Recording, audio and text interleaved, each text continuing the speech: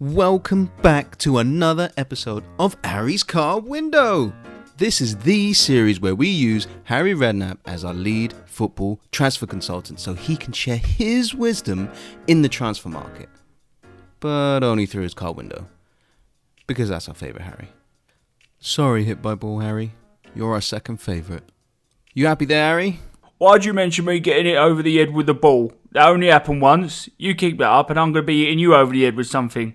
Now keep it down because I've just got Rosie over here doing my finances. On today's episode, we roll up our sleeves and get to work on Chelsea to turn them into title challengers once again. After going with Project Youth and having a successful transition season under Frank Lampard, they have learnt that the annual sacking of managers may not be the best way to go about running a club, and are looking to build upon the season and become a dark horse in the 2020-21 title challenge. Finally emerging out of a 2-window transfer ban. Oh wait, they did sign Kovacic for a measly 40.5 million in the summer, didn't they? It's fine. We'll let them off with one. Oh wait, they signed Pulisic too, didn't they? Good job, FIFA. As always, a shining light against the dark arts in football. We set Chelsea's transfer budget at 60 million, adjusting it down for 80 million for the impact of coronavirus. As always, we use Transfermarkt's evaluation of players to transfer players in and out of the club. Psst, subscribe to the channel so you don't miss out on any of Arry's future transfers. I don't know why I'm whispering, but do it. The first player out of Stamford Bridge is Kepa Arrizabalaga. Okay, why did they even bother with that? Whoever named you Kepa didn't think you were going to be famous. Kepa, who still looks like he just celebrated his 16th birthday, joined Chelsea for a world record fee for a goalkeeper for 71.6 million in the summer of 2018. Ah yes, Premier League panic buying at its absolute finest. Kepa has struggled to live up to the early promise he showed at Atletico Bilbao, which earned him a national call-up for Spain. Alongside the pressure of his massive price tag, he is achieving a mind-boggling worst save percentage of 56% in the Premier League and has been dropped by Lampard. Kepa, while still very talented and a very good goalkeeper to play out from the back, has so far failed to develop into a dominant Premier League goalkeeper his early promise suggested, and seems to be at odds against Frank Lampard after being dropped. We sell Kepa for 28.8 million, but in classic Kepa fashion, will no doubt refuse to get transferred if his Carling Cup final antics are to go by. Arry, you don't look so good there. Yeah, no, sorry, we've had to take quite a bit of a loss on this one. How much you say? About 40 million, Arry. 40 million fucking quid! 40 million! Do you know what I could get with that? Do you know how many N'Golo Kante I could sign with that? I'm going. I need some jam roly-poly stat. Arry, come back. Come back, Arry. You promised us some of Mrs. Redknapp's jam roly-polies.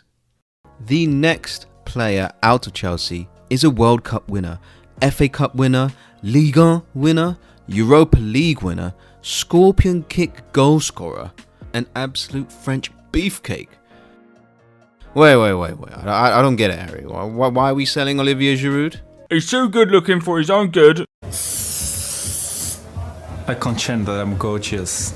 And I've had it on good authority that he's shaking most of the players' wives. So he's got to go. Can't have that in the dressing room. He's got to go. If looks mattered in football, he would be starting every single damn game. But unfortunately for Giroud, he has found himself behind Tammy Abraham in the pecking order, with not a lot of hope of getting back in. And for Giroud, who is at the tail end of his career and desperate to get into the France squad, probably to score 0 goals and win a European Championship, is finally looking to leave.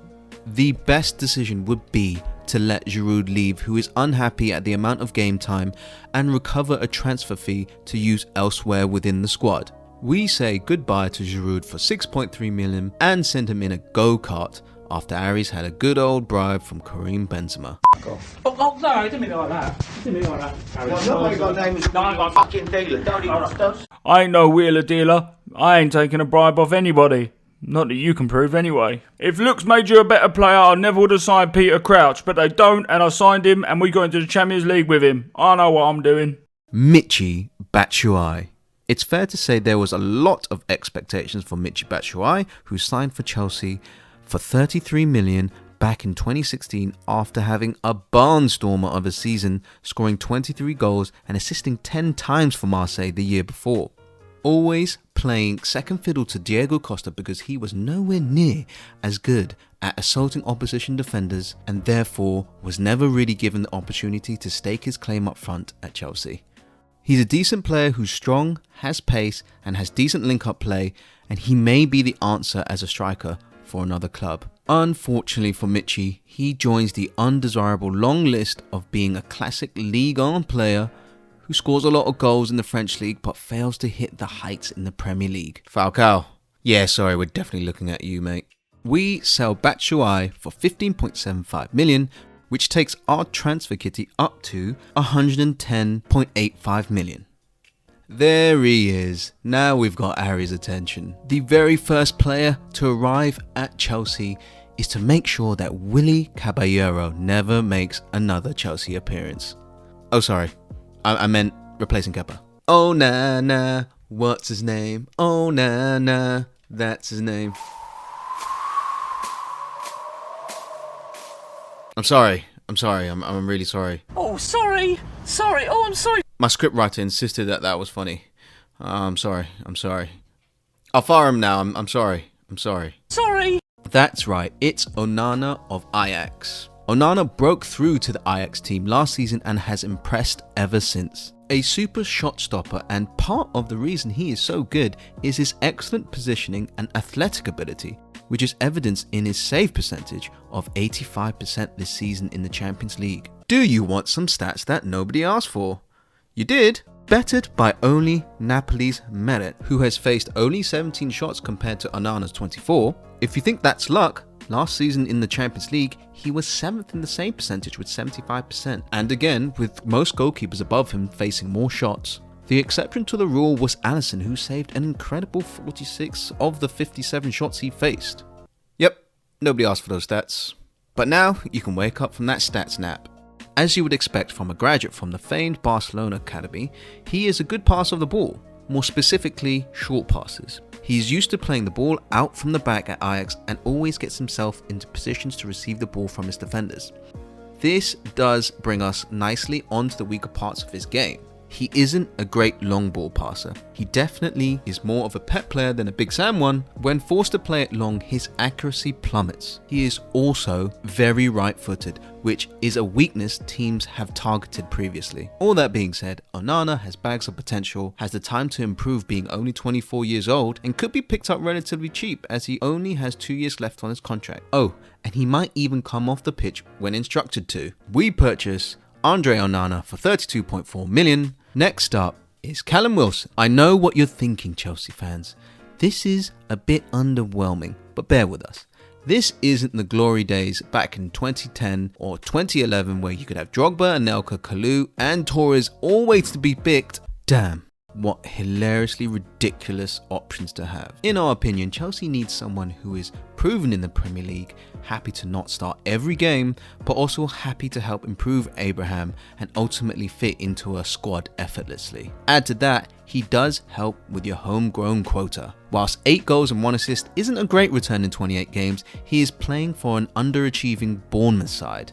But in the 18-19 season, when Bournemouth were on better form, he knocked up 14 goals and 10 assists in 13 games. We think he would improve that goal contribution to game ratio even further when playing for a Chelsea side with more talented players. A good finisher and a decent chance creator, he would fit in quite well as a mentor and backup for Abraham in Lampard's Chelsea. We purchased Callum Wilson for 21.6 million. Don't worry, Mr. Abramovich. You don't need to call your mate Shevchenko and get him out of retirement. We've got this. On to our final signing, and this is the marquee signing that all you Chelsea fans have been wanting. And that signing is Coutinho. Lampard has used the words finesse and creativity when describing what Chelsea lack this season. This man is creative and is the epitome of finesse when he cuts it onto his right foot and guides it into that top right corner. It makes me want to do Gary Neville noise every single time.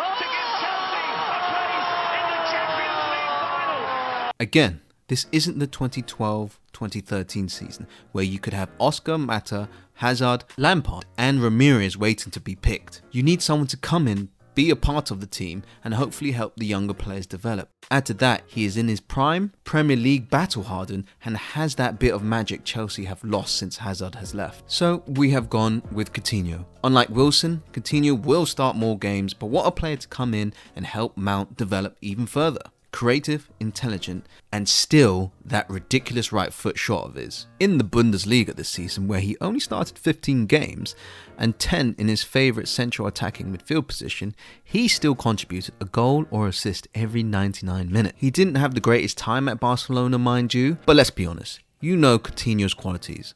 Not a lot of defending, but has the eye for a great pass and can stir up magic at any moment. We pay a loan fee of 10 million with an option to buy for 40.4 million, which combines the whole transfer fee for 50.4 million.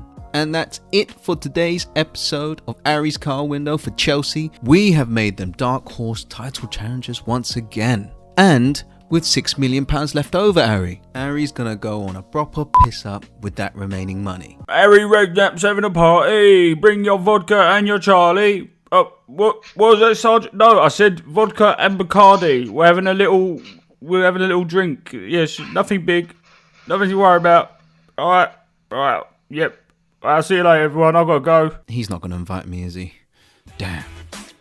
Anyway, till next time. Signing off.